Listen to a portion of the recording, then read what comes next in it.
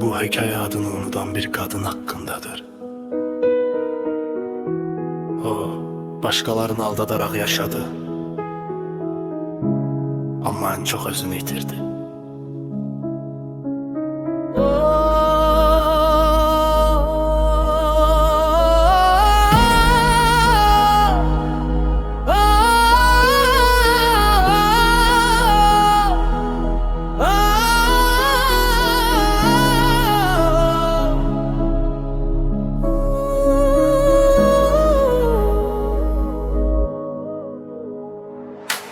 O güçlü görünür ama içi boştur. Sözleri şirin, niyeti pozğundur. Her gün bir rol, her evde bir üz. Həqiqət arxada qalır, yalanlar düz. Dost görsənir ama vicdanı yoxdur. Yalanla doludur, ruhu qaranlıqdır. Ailesi güvenir, o ise kaçır her bakıştan, her sualdan. Sonra düzeler deyip geçir ama sonra geç olur insan. Vicdan sessiz danışmaz, geç de sesini tapar.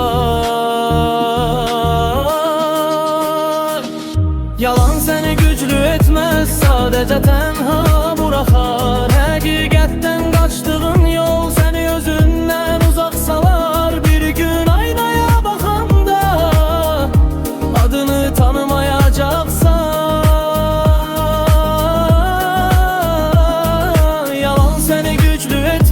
sadece tenha bırakar. Həqiqətdən qaçtığın yol seni özündən uzak salar. Bir gün aynaya bakanda adını tanımayacaksan. En ağır yük uşağın qəlbində. O susur ama her şeyi görür. Ona öğrettin gizletmeyi ama korku ile böyür. Uşaq sükutla böyüyəndə sözler geç gəlir, ağır olur. Sen sustun həqiqət vaxtında, indi sükut divar olur. Hələ geç deyildən bir doğu addım kifayətdir. Uşağın senin aynandı, onu qırmaq özünü itirməkdir. Yalan seni xilas etmez, sadece zaman kazandırar.